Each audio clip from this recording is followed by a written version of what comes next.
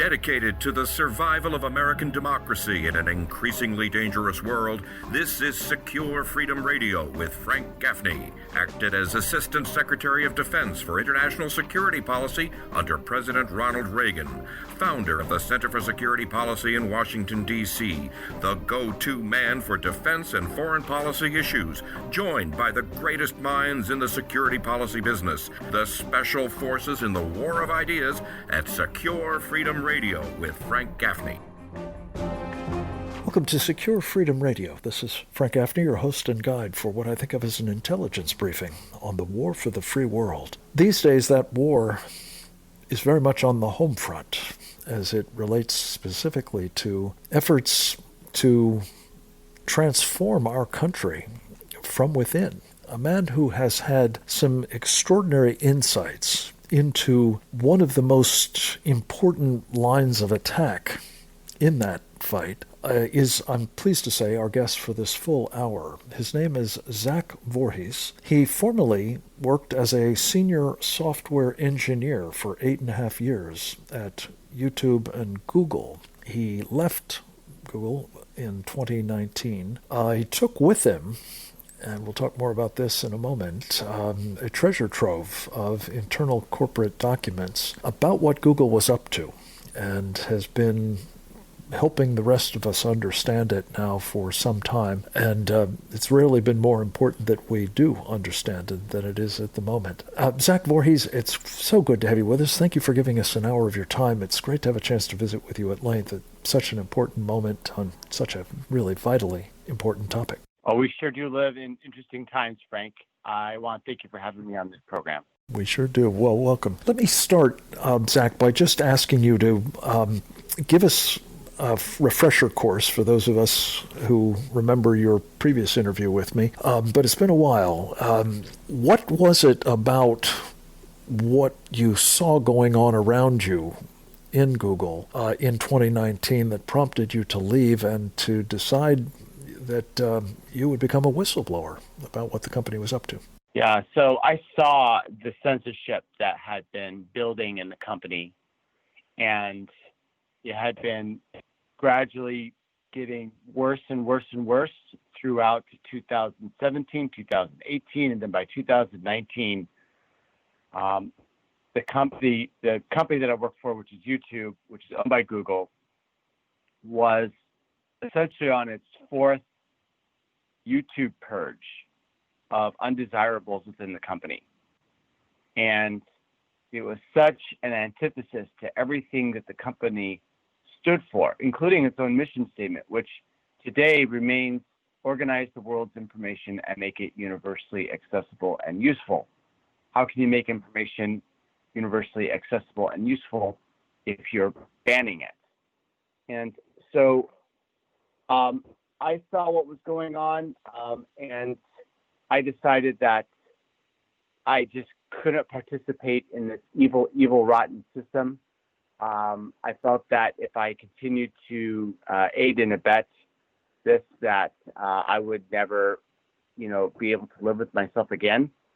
And so I took a bunch of documents and I exited the company. I'd given the documents to Project Veritas a few years before, and it just so happened by possibly divine providence that when I was writing my resignation letter, Project Veritas gave me a call and asked me if I would review a transcript that they had taken of one of the AI directors, one of the executive directors. That's artificial intelligence? Yeah, she was involved with AI and policy, and basically it was policy. It wasn't like she was involved with implementing the AI. It was more about crafting its social policy. And so this woman, Jen and I, got a sting operation done on her, and an undercover agent got her a few drinks or whatever, margaritas, at a Mexican restaurant. She started running her mouth and speaking freely about what she thought of politics and saying that Google couldn't be built up, couldn't be taken down because individually as smaller companies, they themselves could not stop the next Trump situation, but Google could. And so Project Veritas said, well, what do you think about this transcript? And I said, this is amazing. This is exactly what I was telling you guys for the last 3 years. I can't believe that you guys finally nailed them. And they asked me to come up to New York. And so I went to New York, and I went undercover, and I explained exactly what Google and YouTube really were doing, that they really were censoring, that they were lying about it, that they had perjured themselves in front of Congress, and that more censorship was on the way. So, Zach, let me just ask you, because you alluded to the Trump situation. Talk a little bit about how Google corporate responded, as I understand it, in an all-hands meeting immediately after the 2016 election. Yeah, it was 1 week after the 2016 election. The company had an all-hands meeting, and they stated in this meeting that, they said so many inappropriate and unprofessional things. I'll never forget that meeting. The CEO, Sergey Brin, said that he was personally offended. No, I'm sorry, he was the chairman at that time. Said that he was personally offended at the election of Donald Trump. The CFO recounted a story about how, they thought Clinton was going to win, but Clinton ended up not winning. And before she lost, someone high up in the New York office said, I think we're going to lose this one, which is really ironic because Google is not running the elections. It's the people's choice. And what most people missed, but was most interesting to me, was a question by the audience asking the CEO, Sundar Pichai, what the most successful thing Google had done during the 2016 election. And Sundar Pichai answered that it was the application of using machine learning algorithms to censor fake news. And I thought, wait a minute, we're censoring fake news since when? And that led me down a rabbit hole of finding out exactly what they meant. And I want to get into this more in the next block, Zach Vorhies, but just stay with that memorable meeting for a moment. Was there any question in your mind that the corporation, and by that I mean not just the leadership of the corporation and its sort of policy direction, but the sentiments of the majority of your colleagues in the workforce of Google were all in for the Democrats, and that this had somehow gotten away from them in the election of 2016? And did they resolve thereafter not to let that happen again? I don't think that the standard employee really had that sort of clue about what was going on. Definitely there's a strong anti-Trump bias, to say the least. And the fervent anti-Trump mania exists particularly in the upper echelons of the company. All right, hold that thought, Zach, because when we come back, I want to talk with you about how machine learning fairness translated that corporate philosophy into action, how it's really weaponized, particularly in the most recent election, but in the run-up to it as well. We're speaking with a former senior Google engineer and whistleblower, Zach Vorhies, and we'll be right back with much more right after this.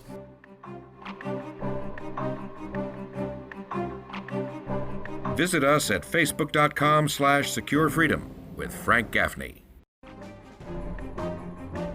You're listening to Secure Freedom Radio with Frank Gaffney from the nation's capital in Washington, D.C. We're back, and we're continuing an hour-long conversation with Zach Vorhies, a man I've come to really admire greatly for both his understanding of social media platforms, based in part on his own firsthand experience in the belly of the beast, Google and YouTube, as a senior software engineer for 8.5 years, but also for his courage in coming forward to explain to the rest of us what is up at social media platforms like Google, a challenge that we are now confronting very directly.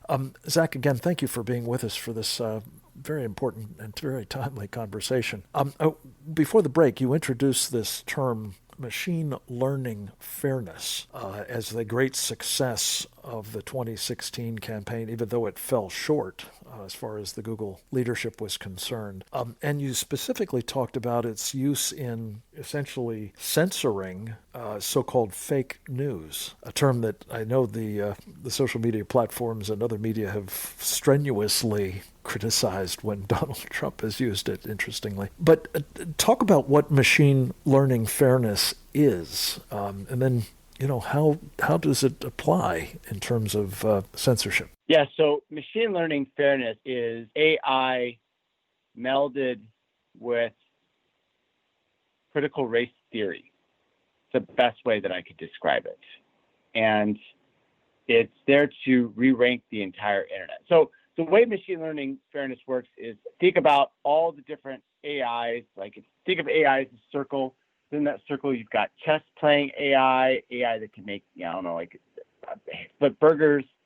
Well, within that whole realm of AI, there's a subsection of AI called machine learning. Machine learning works by simulated brain neurons that find patterns and are able to identify certain things with called classifiers. And so machine learning fairness is that subset of AI which is designed to classify social, cultural, and political issues and rank them. And so let me give you an example of what this means. So let's say that I wanted to create a machine learning classifier that would classify fake news. The way that I would create this entity is I would have an army of humans go around and collect 10,000 articles and have them rank them as fake news and not fake news. And then I would take this data and I would feed it through this learning program that trains these neural nets. And these neural nets, they essentially teach themselves how to read and find the patterns in the letters and then figure out what certain phrases and keywords led to certain articles being labeled fake news and other articles being labeled as true. With enough data, the classifiers will be able to tell you with a confidence interval whether an article is fake news or whether it's real news, just by the keywords that they're using, right? And so let's say, like mentioned, pro-Trump sentiment, then the neural nets may say, okay, well, that's fake news. Oh, they're talking something about bad by Clinton, that's fake news. And this is literally how they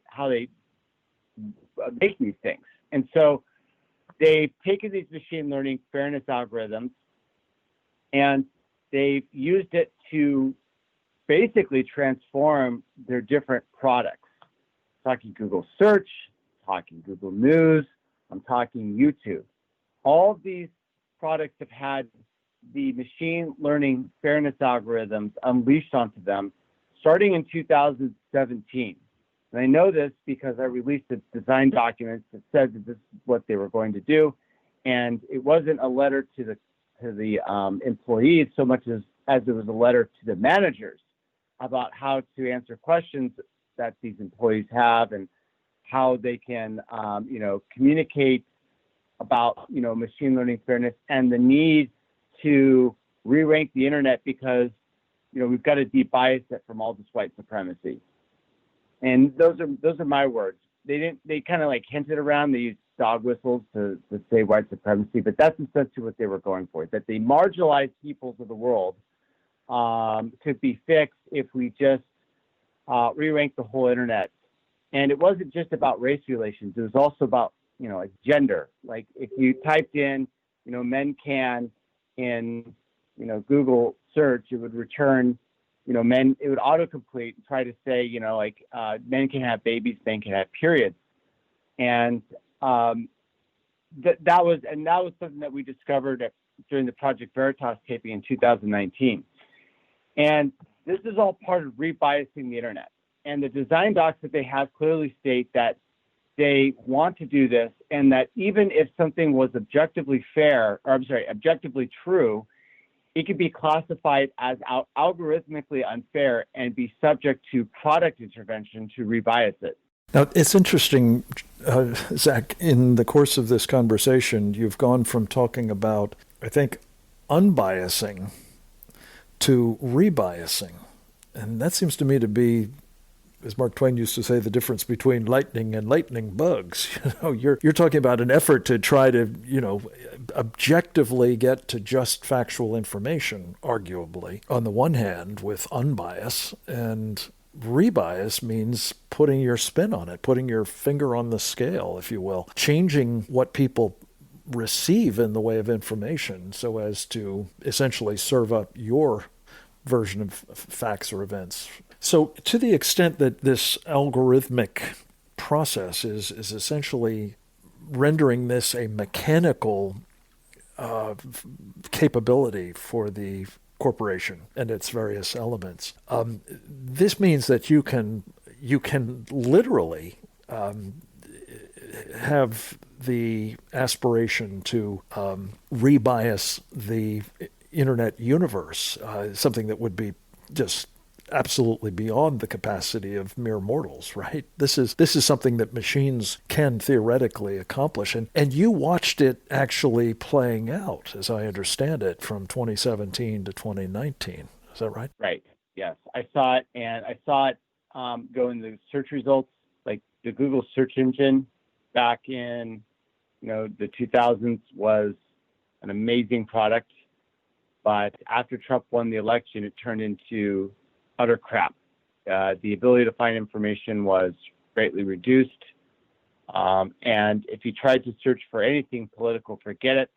The only thing that was getting put at the top was, the New York Times and the MSM, groups were pushing. And what was really interesting and diabolical was that I started noticing that the media companies themselves were inserting keywords into their stories so that when you would try to find something else, it would redirect you back to negative Trump sentiment over and over and over again. And so, so somebody would say, well, as to give an example, the kids in cages, and someone was like, oh, those kids in cages were from Obama. And so you would go and you would try to find that. And it turns out that you couldn't, because the media companies had in a sophisticated way inserted words so that it would always go back to a Trump thing. You weren't able to find the articles very easily about Obama's kids in cages, because the whole internet was filled with these stories in the last 24 hours about saying that it was Trump's kids in cages.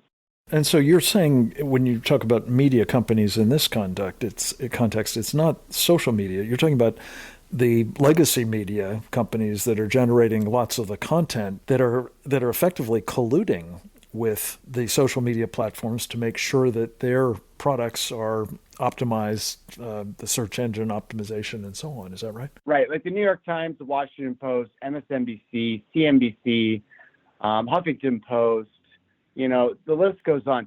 They're all seeding their stories now with these keywords so that they can control everything. And what's really interesting about this, if I can continue on, is that Google redesigned their entire newsfeed algorithm around Trump's battle with the FBI, I think it was director. What was his name? Comey. Yeah, the whole fight with Comey ended up in a design document so that Google could revamp their news ranking algorithm with what's called super stories. So what happens is the AIs are able to detect that there are certain stories that are related to other stories. And so they group them together in this massive list, and then they get automatically boosted to the top. And so these media companies were exploiting that so that they could keep on hammering the same story every single day. And then that would get Google to push it all the way to the top of the headlines.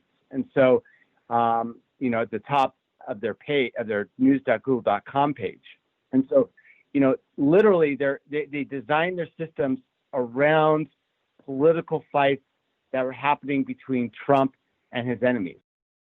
For the purpose, to put a fine point on it, of casting Donald Trump in the worst, most negative light, and boosting the image of those who were arrayed against him. In this case, James Comey, but obviously others who are of a like mind and wanted a similar kind of narrative to dominate. Zach, we have to take a short break. We'll be right back with more. And when we come back, I want to talk with you a little bit further about how this kind of manipulation by Google of information and its presentation and its availability even is a function of a very concerted effort by that corporation to cast Donald Trump and, for that matter, the right more generally in the most negative light and bring us to our present pass. We'll visit more with Zach Vorhies, a former senior software engineer at Google, right after this.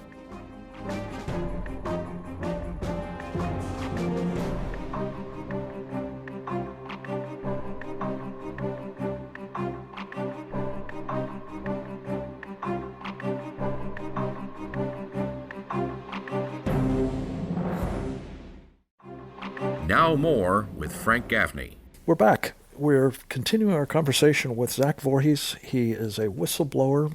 He worked closely with Project Veritas to expose the character of his former employer, Google and YouTube, one of its subsidiaries, and how they were using artificial intelligence, or AI, and machine learning fairness techniques and the like to manipulate the information that many of us receive, or how we are likely to perceive reality, at least as a result. And Zach, again, thank you so much for, again, your courage in laying all this out for us. And I did want to introduce another courageous man whose work I know you're familiar with, Dr. Robert Epstein, who has been examining some of the methods and techniques and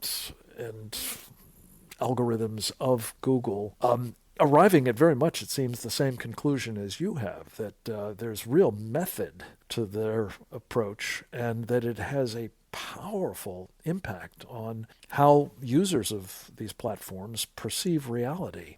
Can you talk a little bit about, for example, the importance, you mentioned driving up on the search engine front page, the stories that were being given preference, but how important is it where that search engine optimization puts your story to public awareness and responses to it? Well, I think it's incredibly important, and the ranking of information it needs to be organic. Right, like we have this term for food, organic and processed, and we thought that the Google results were organic, but then they turned them to ultra refined processed garbage, and essentially, yeah, it's toxic. And the question is, well, does that have a measurable effect on people's understanding of what's happening in the political system, and does it change their vote? And the person that was able to answer this question was Dr. Robert Epstein. And Epstein created a simulation of how Google's rankings would work, either to the left or the right. He was able to get some individuals, some test subjects that had a 50-50 split on a given topic. He plopped them down in front of a computer, asked them to search for, a topic, and when they were measured later, it turns out that depending on how he filtered the information, people would be ultra polarized with a 90-10 split in either direction. So if he, if he amplified the leftist narrative and suppressed the right, then people would be leftist. If he flipped it, then people would be extreme right wing. And he saw that this effect was actually more profound than he predicted it was going to be. And so he started publishing information about this phenomenon, this search engine manipulation effect is what he called it. And for that, Google called it a conspiracy theory. They used all the pejoratives to slander him and say that he was just making up things out of his mind. And I, as a software engineer, investigating Google from the inside as a curious cat, I looked at Robert Epstein and I realized that this guy was right over the money. He was seeing everything that I was seeing on the inside with, machine learning fairness and exactly what Google was doing, and how they were censoring fake news. And I was like, this guy's right on the money, and now they're attacking him. And then I saw Wikipedia start to slander him, and I went, whoa, this is actually bigger than Google. This corruption, this rot, this stench goes also to Wikipedia. And I would later learn that Wikipedia was one of the primary methods Google was using to rank the entire internet. And I can tell you, Zach, as a victim of some of this myself, that the synergies between Wikipedia and Google operate both ways. I mean, Google promotes Wikipedia.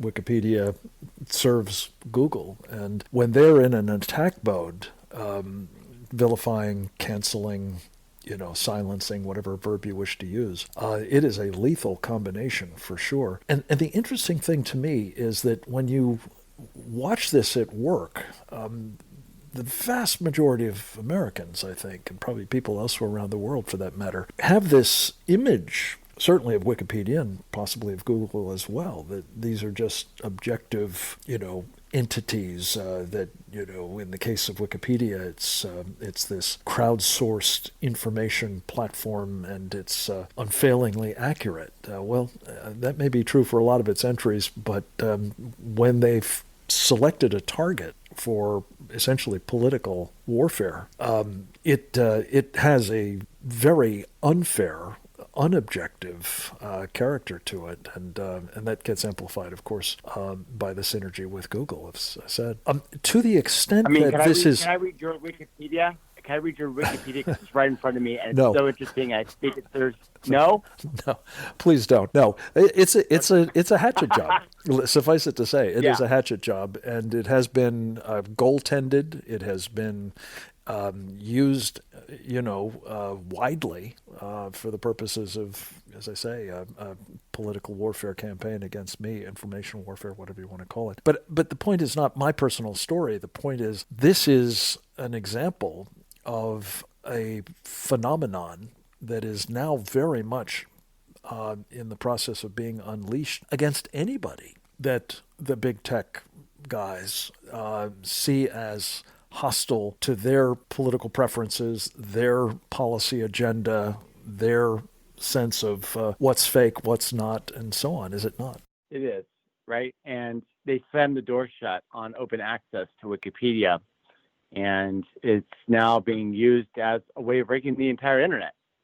Google's expertise, authoritativeness, and trustworthiness score is based upon what Wikipedia says about a website. And there's other factors as well, but one of the main, points in the search ranking score, which is the guidelines are actually released publicly by Google, and it says, go to Wikipedia and search for what Wikipedia has to say about the topic. And at this point, even though Wikipedia was a good thing at some time, at this point, it's now turned into a defamation laundering mechanism. It's a weapon, a political warfare weapon, full stop. So, Zach Vorhies, when you see how this is now being weaponized, and when I say this, I mean the enterprise, the Borg of social media, for the purposes of destroying Donald Trump, and his supporters more broadly, and I would say probably, if not immediately, it's in the process of developing conservatives writ large, maybe Republicans.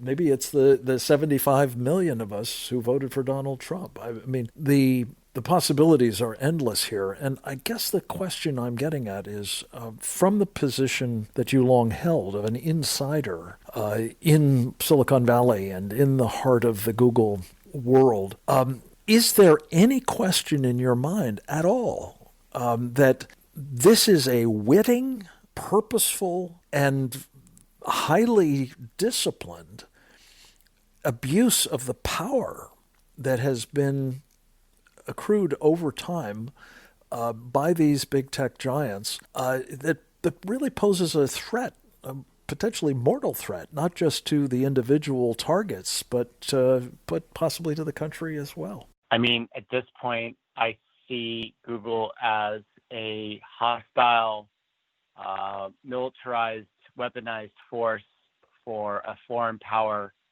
that is acting to actively destabilize the United States and countries throughout the world. And my advice to those countries is you need to. They've gotten so bad at this point that we're beyond repair. Google needs to be nationalized. The military needs to walk into the offices and seize the servers and arrest the C-level executives. That's the degree that it is. And the thing is that it doesn't look like a weapon because there's no explosions or bullets whizzing by, but it's a new form of warfare. It's a fourth generational political warfare tool, and if people don't stop it, it's going to be harder to stop later on. And if you care about your culture, if you care about where you came from, if you care about your country and your freedom, you need to get rid of Google. The people that are running the company are just really, really rotten. And I think that in 2021, you're going to see that Google is going to be finally put down. And I think that even though the left is using it right now to get rid of Donald Trump and slander him, even if the left comes to power, I think that they're going to want to get rid of it just because they're scared at the power that these social media companies, these big tech companies wield. It's just unparalleled. Like, take the New York Times, the Washington Post, and all the other ones together, and it still doesn't equal the power of Google. In fact, Google's trying to destroy them with a lot of their technologies, such as AMP, which is a blight upon the internet and is there to blackmail these companies and saying, hey, you're either going to, adhere to Google's corporate policy, or we're going to derank you or kick you off of AMP, and then you don't show up on the news.google.com page anymore. Okay, Zach, we have to pause for one last break. We need to drill down on several of the things that you titillatingly alluded to just there. We're going to come back with Zach Vorhies and much more right after this.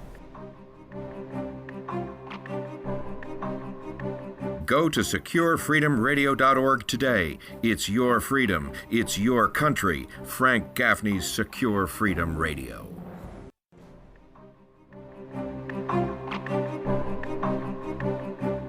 Go to securefreedomradio.org today. It's your freedom. It's your country. Frank Gaffney's Secure Freedom Radio.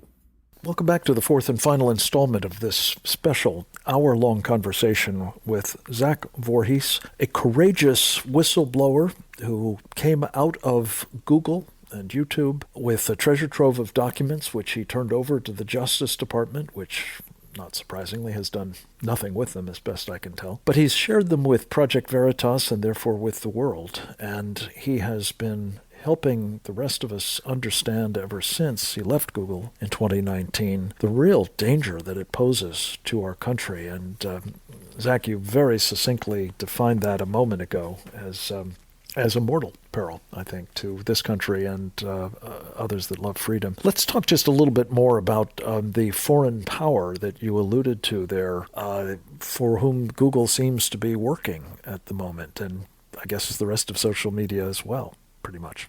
Yeah, so this is a question that I was searching the answer to for a very long time, and it actually really surprised me. It's China.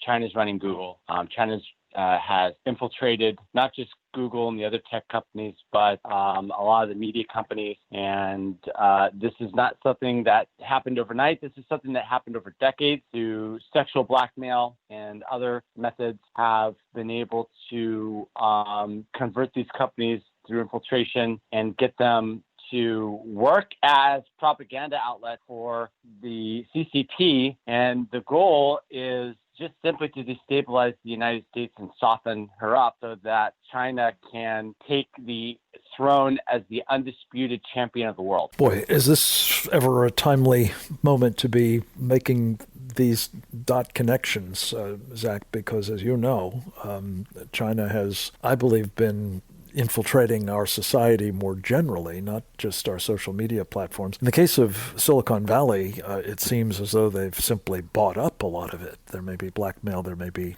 other penetrations, but just outright ownership of a lot of the seed corn technologies and ultimately some of the bigger players as well have taken place, no? Not even ownership. It's not even just ownership, though. It's also blackmail of the people that run these funds, these hedge funds, and you see level executives. Yeah. No, I get it.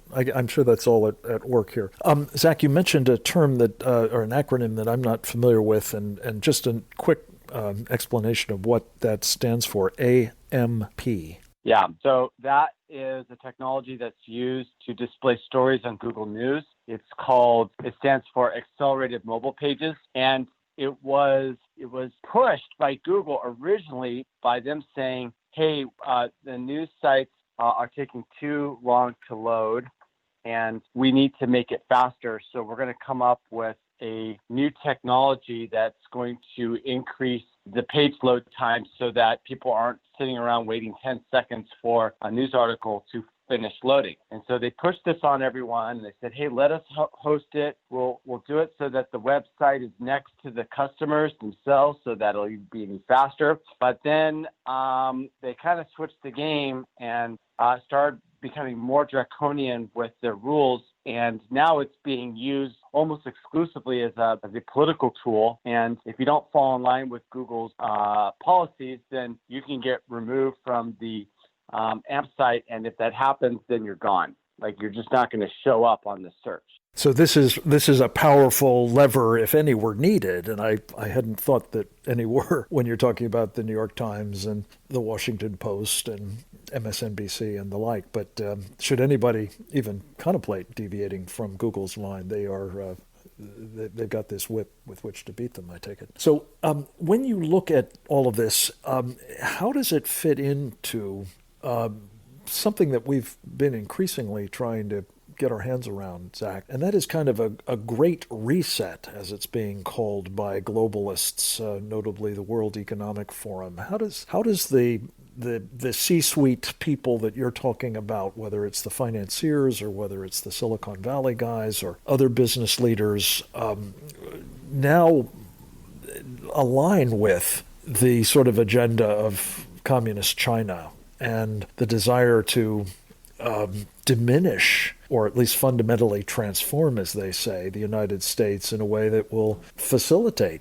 the rise of a post-sovereign, world in which China is essentially dominant? Yeah, well, let's just call the Great Reset of exactly what it is. It's a worldwide coup of the country's sovereignty, and they're going to they want to take over the world. And the deal is that we get all our debts wiped away and we renounce private property, and then we get, vaccinated and chipped and put into these UN smart cities, and we're not going to have to work anymore if that goes through. And so, and that's all great, I think that's coming. The disemployment of America, which will be a good thing when the robots come in. It'll create this Star Trek-like future. That's really exciting. But when you say that's all great, I don't think you mean literally that's all great. It is a great reset, maybe, but it sounds like a pretty horrifying prospect. There are things that are coming in the transformations in the economy which are inevitable. And what the globalists are trying to do is they're trying to say that we're going to give you these things, and in exchange you have to renounce private property and become basically a peasant class of our globalist totalitarian order that we're going to entrust on you, and we're just going to go ahead and take down your country's borders and your sovereignty and all this and have you yield to a all-powerful pan-continental superstate. And that's what the Great Reset is all about. Now, Zach, when the average listener hears you say this, I'm sure there is a tendency to think, well, this guy's obviously hallucinating, or he's making this up, or he's a conspiracy theorist. But what you're describing is actually laid out in the published documents of outfits like the World Economic Forum and, the United Nations 2030 plan and, any number of other warnings and indicators, no?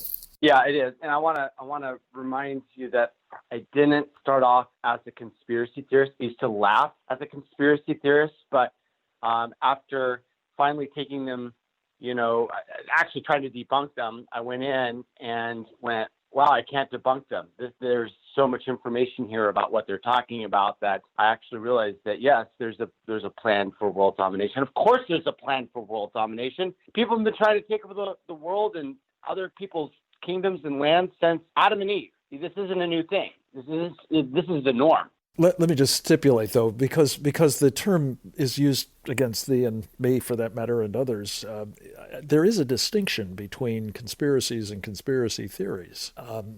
Andy McCarthy shared with me an adage from his time in the U.S. Attorney's Office in the Southern District of New York, that every conspiracy begins with a conspiracy theory. And the question is, do the facts support the evidence that somebody actually has tried to operationalize that theory? Have they been aggressively trying to bring it about, pull it off? And I think what you're describing, unfortunately, certainly in the case of the Chinese Communist Party, or CCP, is very much an active conspiracy. One of the reasons we've been trying to get them designated as a transnational criminal organization, Zach, is because this criminal enterprise, this conspiracy to dominate the world and kill Americans and poison the rest of us and the like, it could be subjected to a successful RICO prosecution, I suspect. But the point is, what we need to know about all of this is that it's factually based, and you're not going to learn that from Google or Facebook or Twitter or YouTube or Instagram, because of the kinds of manipulation and censorship and political alignment that you've just described, Zach. Yeah, that's right. In fact, it's used as a blanket pejorative, where if you call someone a conspiracy theorist, then they're automatically a bad person. And it's ridiculous, because a conspiracy theory is a logical discussion, rumination about what people are doing to enrich themselves, which is, that's naturally how it works. Enrich or empower or enslave you, as the case may be. Zach, there is so much more to talk about. I can't believe how fast this hour has gone. I so appreciate your taking the time to talk with us today, and I hope that we'll visit often in the course of 2021, as heavens knows what you're warning about, what is now being weaponized against so many of us, is absolutely vital that we understand its true character and purposes if we're to counter it. So we're going to need to get back to talk soon about what we must do to counter it. But in the meantime, at least you're giving us situational awareness, and that's deeply appreciated. Thank you for joining us today. Come back soon. I hope the rest of you will do the same again tomorrow. Same time, same station. Until then, this is Frank Gaffney. Thanks for listening. You've been listening to Secure Freedom Radio with Frank Gaffney.